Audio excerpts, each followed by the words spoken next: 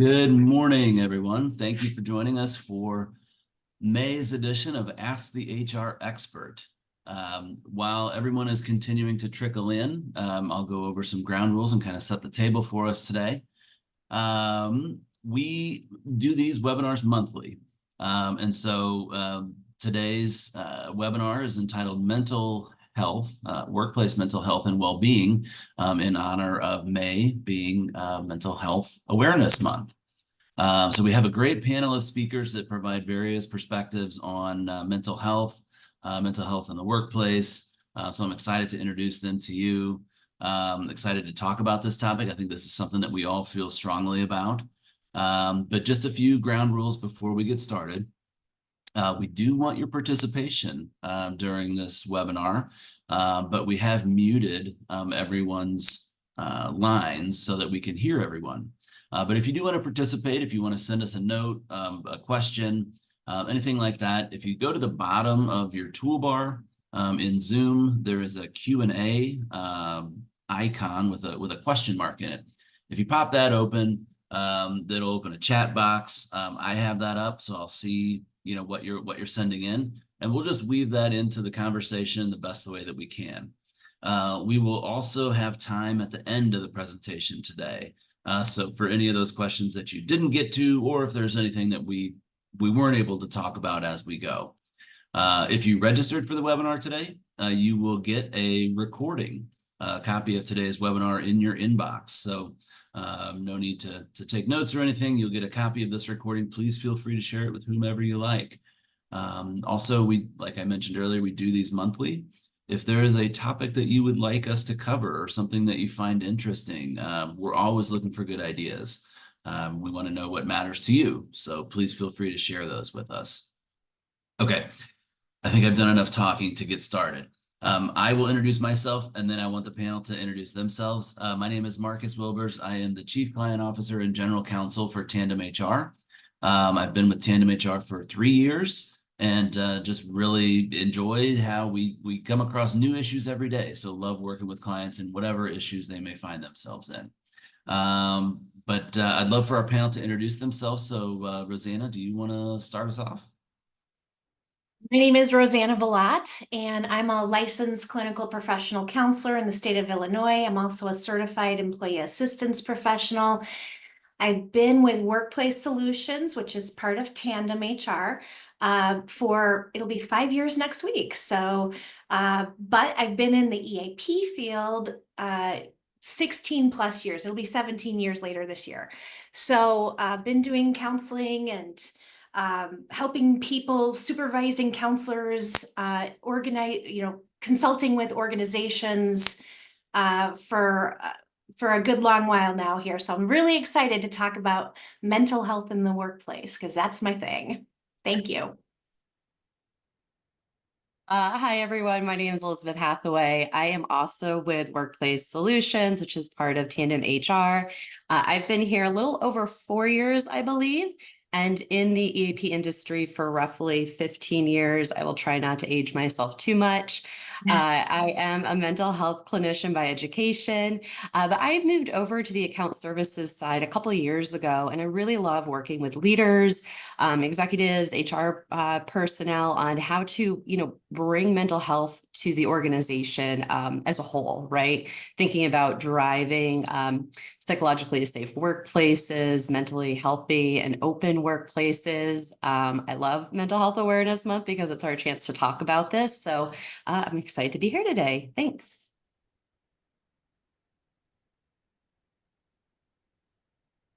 Rick or Maggie, who wants to go? I'll go next. Good morning, everyone. My name is Maggie Regan. I'm a HR business partner here with Tandem HR and have been with the company for about 5 years now. I've been in the HR space about 20 years now, really managing all aspects of HR across many different industries. But I would say service and manufacturing is like more of my sweet spot. And the topic of mental health really deeply resonates with me because I think, You know, we've all experienced challenges or have seen people who have experienced challenges. And so improving mental health is something that we can all benefit from. So I'm really excited about the topic today and looking forward to the discussion. Maggie, my name is Kirk Davis. I'm the Senior Director for our Client Relations team here at Tandem. I've been with Tandem for 2 years. I am in what some would call the recovering attorney space. So I practiced in the employment arena, employment litigation. So some would say that's not a very healthy mental health or well-being space to be in for sure. So this topic as well is very important to me. It's important as we serve our clients. I think we're seeing it more and more as an issue in the employee-employer relationship. So absolutely excited to talk about some potential solutions, things we can do, and kind of some practice tips for us today. Awesome. Thank you all. Yeah, I think that's what has me excited about the conversation is we're all, passionate about the topic. So we will get started here. And I have a question to just kind of kick us off and kind of orient the discussion. And that is, why should employers care about mental health in the workplace? Why is it mental health in the workplace, and what do employers get out of it? I'll take that one. Mhm. Well, aside from it just being the right thing to do, right? I think you should care about your employees' mental health and well-being, but there's also practical reasons around that. Studies have shown that when employees' mental health, physical and social wellness are good, they're more engaged at work. They're more productive. And in turn, then that leads to increase in productivity, less absenteeism, and less turnover. So I think, if just not doing the right thing is good enough, these are some reasons why it should matter. But, I want to share a recent statistic from a webinar I just attended. And in that webinar, they mentioned that 41% of employees are looking to leave or are willing to leave an organization if they do not feel that their organization is invested in their mental health and well-being. And for me, that's very telling. If you're not an employer who has mental health in the forefront or is prioritizing mental health in the workplace or even well-being overall, employees are going to look elsewhere for that. And they're going to leave because they're looking at they're looking to their employer to support their overall well-being. So I think that's important. To add on to that too, I would totally agree with you, Maggie, that yes, especially when you think about, Gen Z coming in to the workforce, right? That is a huge priority. So, if they don't see that, they're going to look elsewhere. I wanted to add on too about the cost of not addressing mental health in the workplace. It's very expensive when you consider absenteeism, but also presenteeism. So if somebody is only working at 75% of what they would normally do, and that's happening for a 6-month period, you can actually figure out the monetary loss, and it's drastic.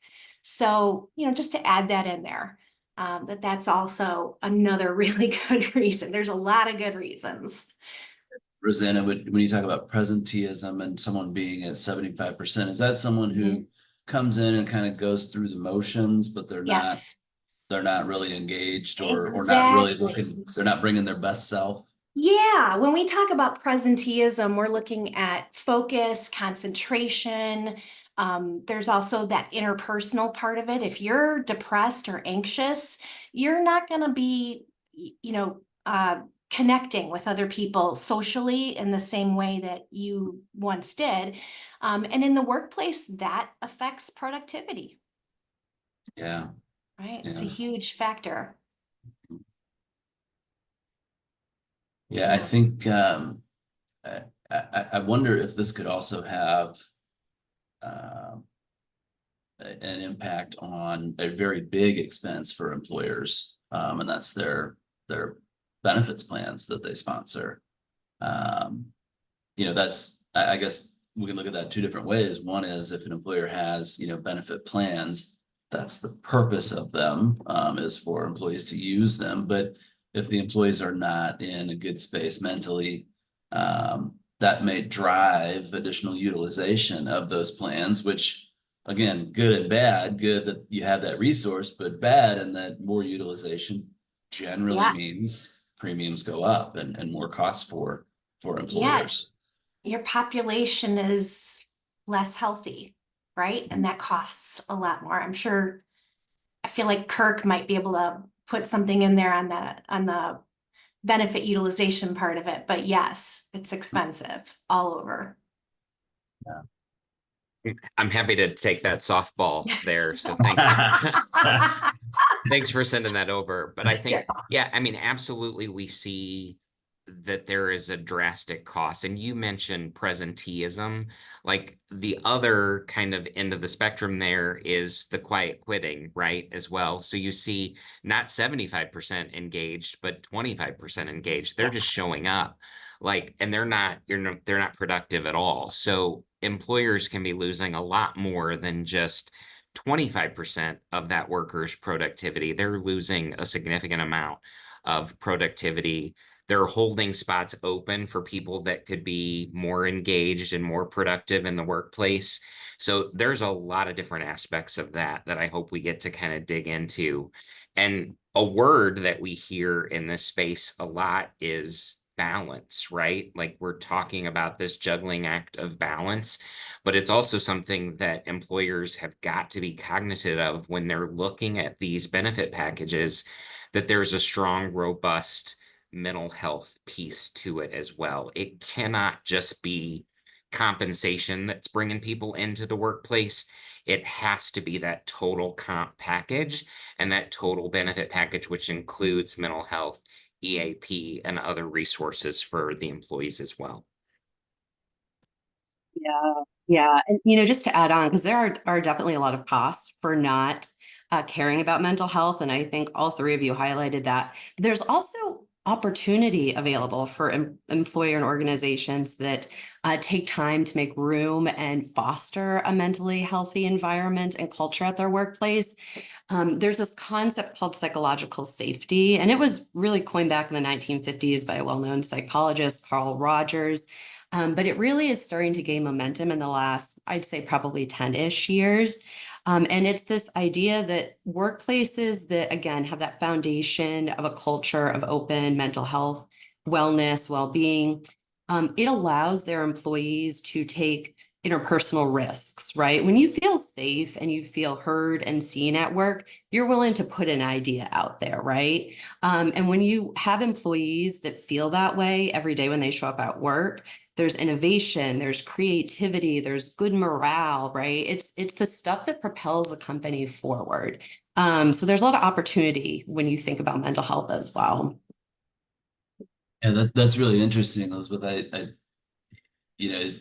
think the paradigm of work has shifted over time from being, I get money in exchange for my time and my labor to now I think people are realizing, well, we spend so much time at work. I need a little bit more than just money. Like it needs to be a place that, I feel safe, that I feel supported. So it's not just, to your point, Kirk, well, hey, morale's bad, let's have a pizza party and give everyone a raise. Like that's not going to cut it anymore. People expect more from work. I think you mentioned that, Rosanna, about Gen Z.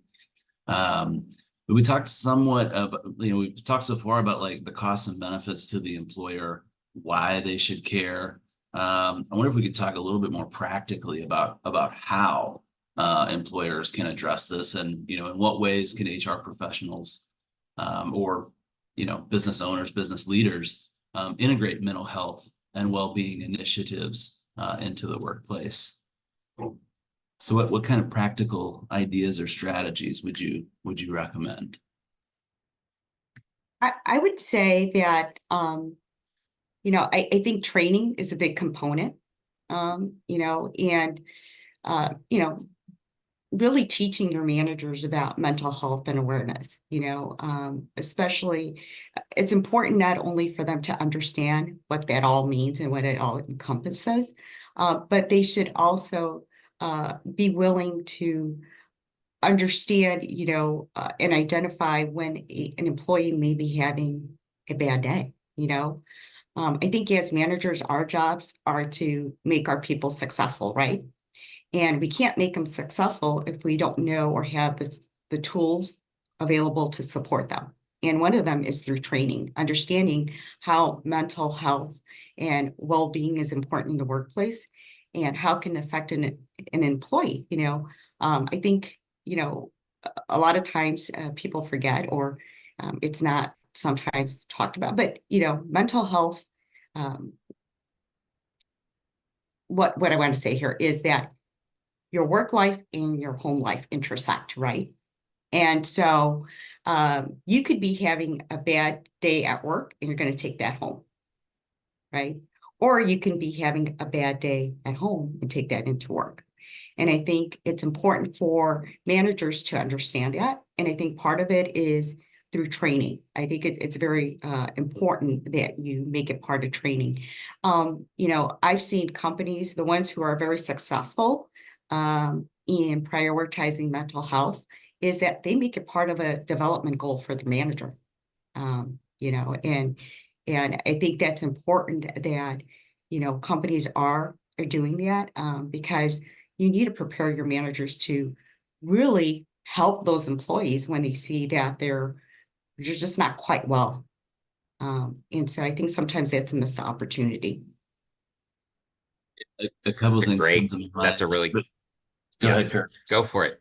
No, we're probably going to say the same thing. I think that's an Yeah. excellent point. And I think Elizabeth made the point earlier too, like it's not just, we just don't want to talk about the cost of doing this. We want to talk about the opportunities that exist here and take it in a much more positive direction, right? But I think a lot of times as managers and leaders, we often forget too that part of making sure that we're checking in on our employees and making sure that they are checked in and that they're engaged is our responsibility as well too, right? Like it's not just the resources like EAP and the training that we need. It's you need to be engaged with your people. Like it's okay to talk about things at work that are not work related, to develop relationships with your team, develop relationships with your peers, to check in on them, to ask them how they're doing. When somebody mentions something to you in passing about something that's happened in their home life, take advantage of that opportunity to follow up with them and just check in and see how they're doing. So leading with empathy is something I think that is a significant tool for us, is checking into our own well-being and making sure that we're connected with our team, but also just sometimes leading with kindness and empathy goes a long way to making sure that we're creating that environment for mental health. Yeah, that was where I was gonna go with it, Kirk, and it reminded me of Ted Lasso. Be curious, not judgmental. And I have had jobs before, particularly when I'm younger, worked in construction and more like blue collar jobs. And there's this idea or concept that like, well, leave your baggage at home, leave the drama at home. We're here to get work done. And that's a fine idea, but I think, we're all human. And if something's going bad at home, how in the world is that not going to impact you at work? And so I think to your point, Maggie, like training managers just to understand that like, hey, if someone, is grumpy or grouchy or withdrawn or something like that, that instead of judging them as like, well, they just have a negative attitude, maybe engage them and like, everything okay? Like what's going on? I've noticed a change in behavior, like anything I can do to help. And it doesn't, not saying you have to solve their problem, but asking, being curious. I think that goes a long way with people. And there's also a concept of, making relationship deposits before you make relationship withdrawals. So if you're asking about someone, if you're curious about them and you show that you care beyond showing up and doing your job, The next time you go to that employee and ask for something or give them negative feedback, they're going to receive that a little bit better because they know it's not just, all business all the time, and they don't expect you to be a robot. Yeah. But you said something, Kirk, and I think Rosanna and Elizabeth, you guys mentioned it too. EAP. Who wants to take that and explain what that is and how it can help? Sure, I could start us off. Yes, EAP. So it's an employee assistance program is what that stands for. And EAPs are a employer-sponsored benefit. So as an employer goes and either finds an EAP themselves or they use a broker to do that, and they hire the EAP vendor to provide the service. So the service is typically, you get an 800 number, you give it to your employees, they call it, they're speaking to a counselor when they call, and they can get free assessment and short-term counseling, as well as referrals to ongoing mental health resources. Oftentimes, most EAPs will also have other benefits aimed at reducing stress because, we understand that, life happens, right? So legal support for any non-employer related issues is pretty common. Financial consultation, a concierge style search service is often included. So you can get searches for resources. Let's say you're looking for pet care or a new roofer or somebody to come mow your lawn. All those things that add on to our stress that take away from being able to focus and do what we need to. Again, what you were saying, Marcus, is, like our lives are not compartmentalized. And it would be great if we could do that. And we can do that sometimes in the short run, anytime there's a light at the end of the tunnel, we can usually get through that. But, in the long run, or it's an ongoing chronic issue, those things are going to affect us. And we have to expect that. We have to be able to take care of ourselves on a daily basis so that we can move past those things. And take, and have the relationships and do the work that we expect of ourselves, right? So EAP, right? Back to EAP. So it's it's a benefit, and there's a couple different ways that different types of EAP. So I just want to tell you about those because it matters. It depends on your employees' needs, right? So it matters how you implement EAP, right? So EAP started off in the 50s. They were very internal. Usually they were like a department, alongside occupational medicine, where, if you worked at an employer, you could go down and see the doctor and then go see the counselor. That's changed over the years because of confidentiality and trust. And, you need to be able to know that you can talk to your EAP professional and it's not going to get back to your employer. And if they're in a department in your building and you're walking that way and everybody sees you walking that way, right? So things are more external these days, where you have a vendor, like I was talking about. But there can be combinations. So there's a hybrid model too, where you can arrange to have an external EAP vendor coordinate counselors to come on site.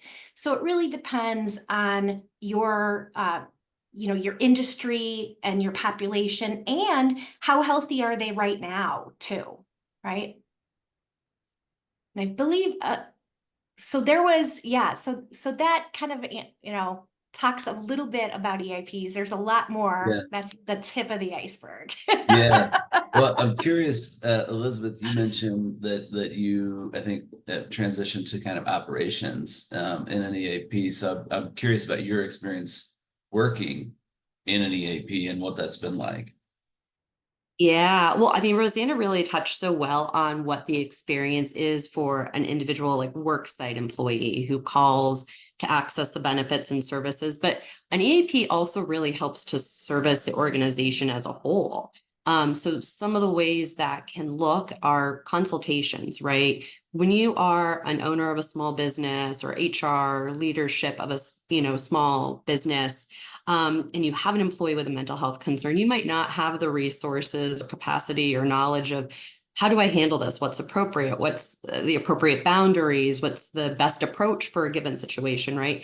So being able to contact an expert and get that sort of guidance and knowledge, best practices, it's really beneficial. I know Maggie touched on trainings, right? EAPs often will coordinate and provide trainings for you. So if you are interested in bringing, stress management, resiliency, how to overcome burnout, into your workplace, your EAP could help with that.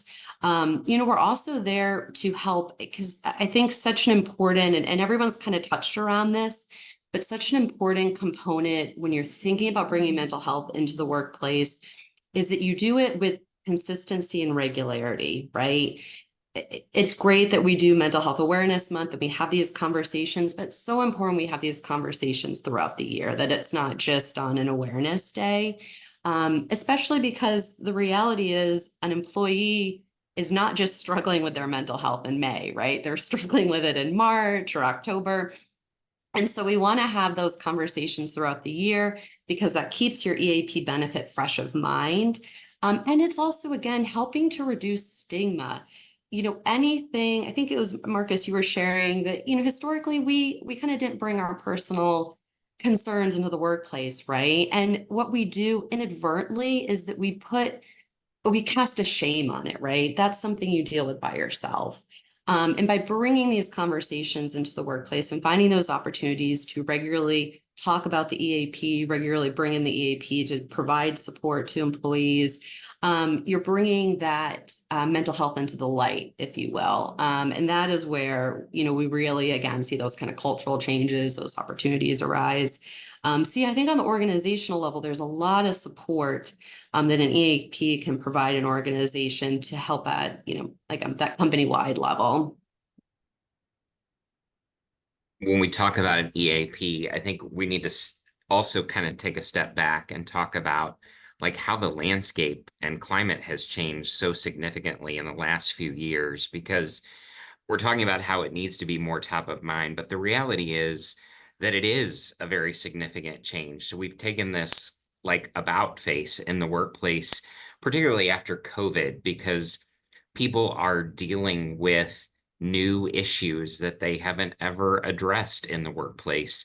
They're feeling more disconnected because we're engaging in this kind of interaction instead of face to face. So there's all kinds of dynamics that have changed in the workplace as well that has made this more top of mind.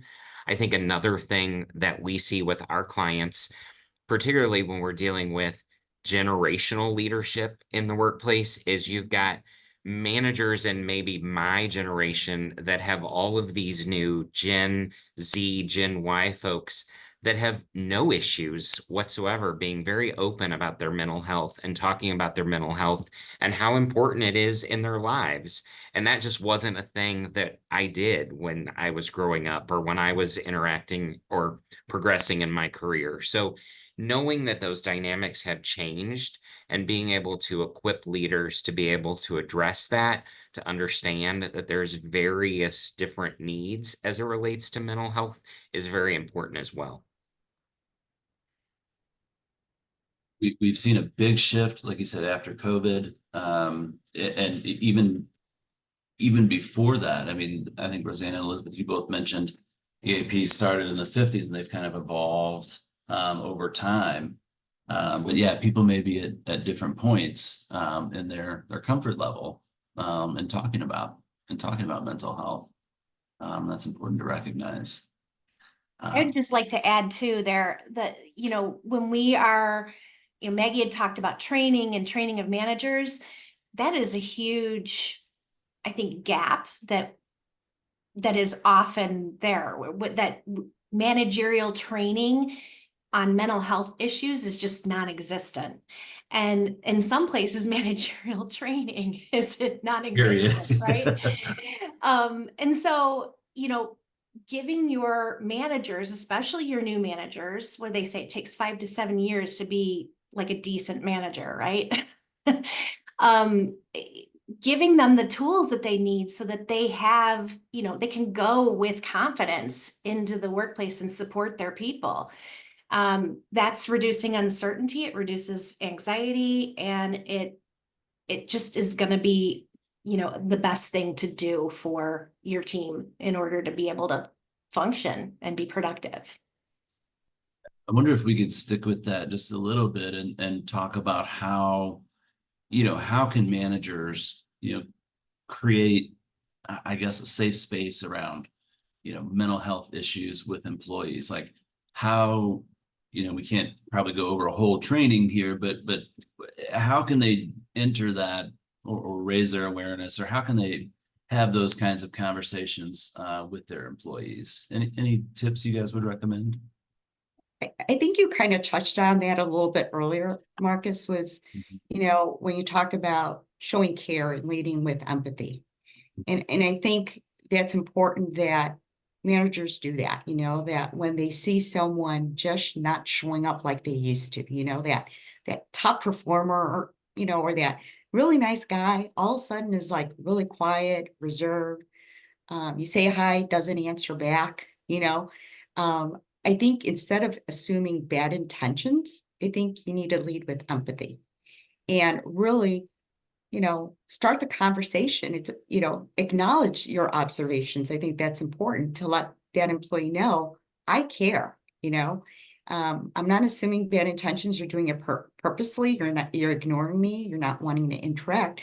But, it's simply as engaging and acknowledging and saying, I've noticed that these last couple of days, you haven't been yourself, is there anything that is happening, in the workplace, or anything that I can do to better support you? I think that goes a long way in showing care. And when you show care, your employees are going to trust and open up. And so I think a lot of times, sometimes managers avoid those conversations because they're not comfortable. They don't want to be too intrusive.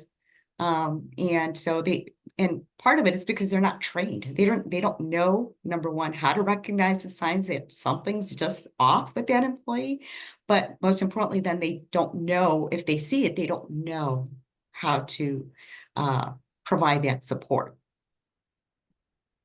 Yeah, I think one, it all depends on the situation, right? Depends on the people, depends on, their relationship. But one thing I would add to that is showing vulnerability as a manager.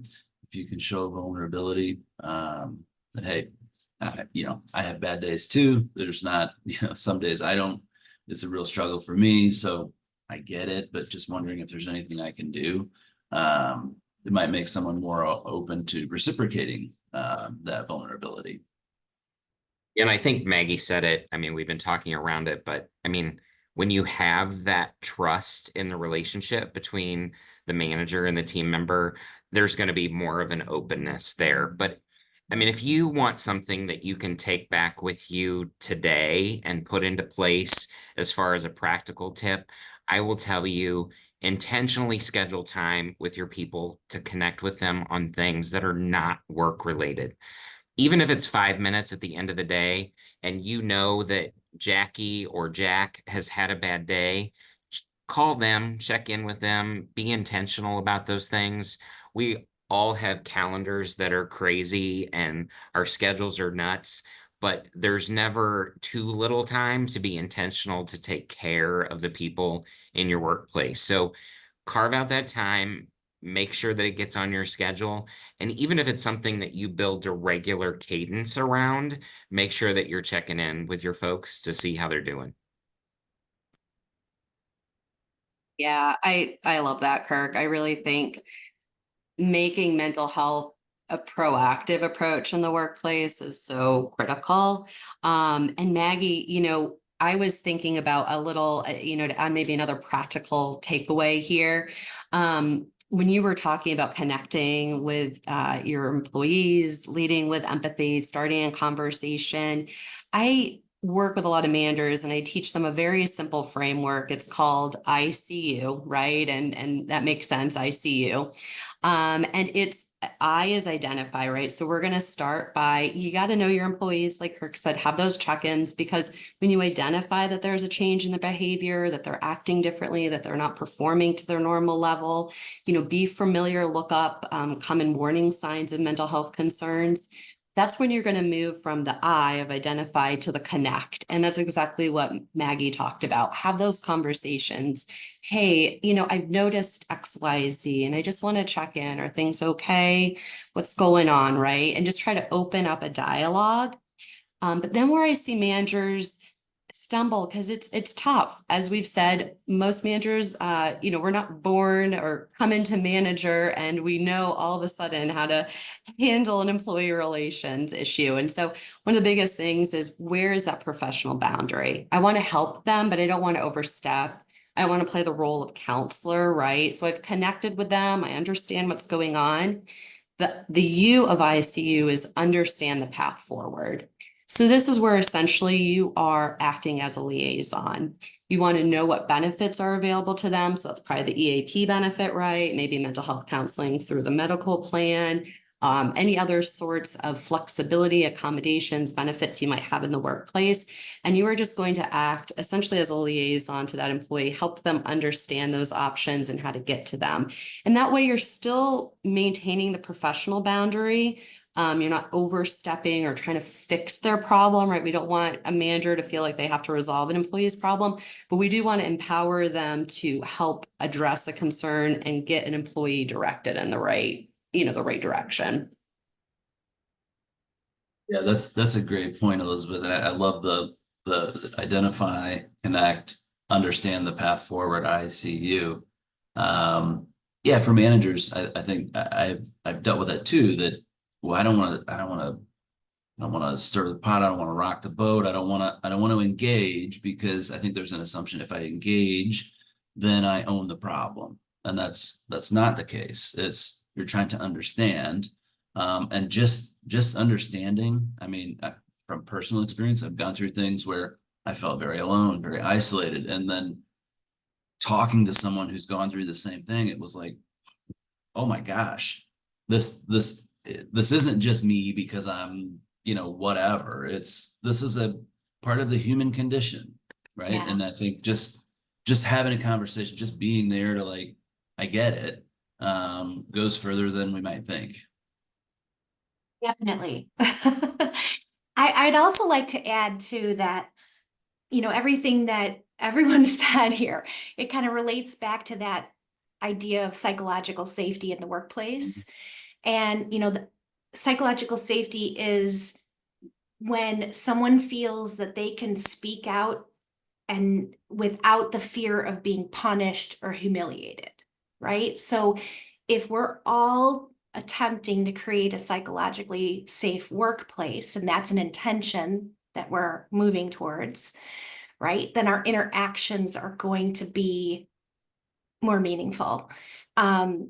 And that self-care, making sure that we, people who are managers and who are, providing that support, that you're taking care of yourself, because, it's the old airline oxygen mask on your mouth, and, and then on the children, right? Although that's not what I'm saying here, but do you see what I'm saying? Like, you have to take care of yourself before you take care of anyone else, is what yeah.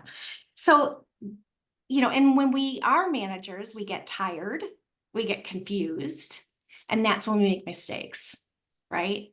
So it's important and essential that we are taking care of ourselves too, on top of that. So glad that you said that, because we've been talking so much about like the resources for employees, but I think Yeah. a lot of times it is the leader, and you have to have some kind of self-awareness about your own mental health. And I know personally, I'm my own worst critic. Like, I think to myself sometimes, if I carve out that hour in my day to actually go for a walk or to take a break or to have lunch, someone's going to think less of me because I'm not available for them. But the reality is, you can't take care of other people until you take care of yourself. If you don't have anything left to give, then you're not going to be in a good space to take care of someone else. So I think that's an excellent point. Like, we can't lose sight of that we have to make sure that we're taking care of our leadership as well. Particularly at higher levels of leadership, you also need to be able to reach out and support your peers in that way as well. Like, let me take something off of you so that you can take that break. You can walk away. You can have some of that balance in your life, because we need to be available for the collective organization. So oh, go ahead, Elizabeth, please. I see you jumping in. I love that. And I just would add that it has the additional benefit of role modeling, right? Leaders set the tone for an organization. And as a leader, if you are setting some boundaries, I don't answer non-urgent work emails after work hours. I take a lunch break. I go for a walk, right? You are then setting the tone for everyone else. You're giving employees the permission to take care of themselves. I think sometimes we underestimate the amount of influence we can have as a leader in just those small pieces. And also, if you are comfortable sharing, struggles and challenges you've had as a leader and how you take care of yourself can be very humanizing. We all have ups and downs, no matter who you are. And again, being able to start those conversations in the workplace, acknowledge the ups and downs you have, that just normalizes, again, the human condition. And it, again, gives your employees that permission to take care of themselves, to allow themselves moments of up and down. So it can be a very powerful tool when leaders prioritize their own self-care and allow people to see that. I want to do a time check. So I'm showing 11:42. So if you have questions, maybe get ready and throw those in the chat. But I had one additional thing I wanted to throw out there, and I don't want to end on a serious note or a somber note, but something that occurred to me as we were talking about this is mental health issues showing up in a very, very negative way, in an emergent way in the workforce. And I wonder if you have any thoughts or ideas on that, how employers can address that, especially, we talked about like checking in on employees, right? Maybe perhaps that's another reason to do that, to get a feel for where employees are so you can assess, is this actually a safety concern? If someone is, exhibiting concerning behavior, I'm not a professional in this area, but like I would think we would want to engage that person and talk about it so we can understand, as opposed to, well, God, let's just hope nothing happens, and unfortunately we've had examples of that over the years, which is, tragic. Yeah. Yeah, I mean, we don't want to be crossing our fingers and hoping that the person that we just sent home isn't going to go home and, kill themselves. So, we do need to, in the workplace, take responsibility for, how our, just like you wouldn't send somebody home who's having a heart attack, right? If you're having a heart attack in the workplace, I mean, this is the thing, it's mental health, but it's also medical too, right? If you're having a heart attack in the workplace, somebody's going to call 911 and get emergency services there. And if you're suicidal in the workplace, somebody should call 911 and get emergency services there, right? And if you're not quite sure if you're at that point, then having an EAP is extremely beneficial, because you can call the EAP number and put that employee on the line with them and have them assessed by a mental health clinician in the moment, right? That's pretty invaluable, right? And, we don't want to be sending anybody home if by themselves without support, even if they say they're going to kill themselves or then they take it back, right? There's a lot of nuances and gray areas and confusing aspects of that. And you're getting into fight or flight. It's really hard to make a decision. So being able to consult with a clinician, even if you're just calling 988, right? The National Suicide Prevention Hotline number. 988. 988 is the National Suicide Prevention Hotline number. Oh. Elizabeth, I know I go like all crazy, and you probably have more nuanced points to make there. That's what you said was perfect. And I just, for context, I think it can be helpful because Marcus, this is a great question. And so it's hard for us to talk about suicide, right? It's uncomfortable. I mean, I do this professionally and I can still sometimes feel a little like, oh gosh, we're talking about suicide now. It's such, it's filled with a lot of shame. But why it's important, I want to highlight is it is the 10th leading cause of death in the United States among adults. So that's significant, right? So if you have an employee staff of 100, right, you can do the math of how many at some point may experience suicidal ideation. It's also increased, completed suicides have increased by, I believe, 31% since the year 2000.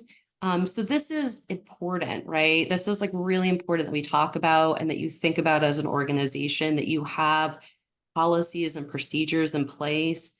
Rosanna pointed out perfectly, if you have an EAP, make sure you're utilizing them for these moments. But if you don't have an EAP, still have a plan in place. Maybe that's calling 988 and speaking with one of the folks there. Have a plan in place if you have a remote workforce, right? Like, okay, I've got an employee on a Teams call who is saying this to me. I'm not physically in the same space as them and I'm concerned. So what do I do, right? And there are avenues for that. You can call the local police where the person's located and ask for a welfare check. Make sure that your emergency contacts for your employees are all up to date, right? But actively think about what your organization's plan is and make sure anyone who manages staff understands and has a procedure and feels like they know what to do if that situation arises. Because to Roseanne's point, we don't want to just cross our fingers and hope that everything's okay. We want to act. Boy, really, really good information there. 988, I had no idea. That I'm so glad you said that, Rosanna. Yeah. Let's see. We have about 13 minutes left, so we'll share our contact information here in just a second. So if you do have questions after we end our webinar today, you can reach out to us if you want to learn more about what we talked about. Please feel free to send me an email. I can connect you with any of the panelists here. Just a reminder, you will get a recording of the webinar today in your inbox after we complete the webinar today. But yeah, if you do have questions, go ahead and throw those in the chat. Yeah, this is a really important topic, I think, that probably doesn't get enough attention. We do these, like I said, monthly, and most of them are very tactical. They're very strategic. But this one feels very personal and very I think comes from a good place of wanting the best for your employees. Marcus, real quick, while we're waiting for that next question to come in, I think just from a general client relationship kind of question that I get very frequently these days is, should I be handling these issues differently with remote employees as opposed to those people that I'm sitting in an office space and we actually have the opportunity to go to the water cooler together or to grab a pop or whatever it is?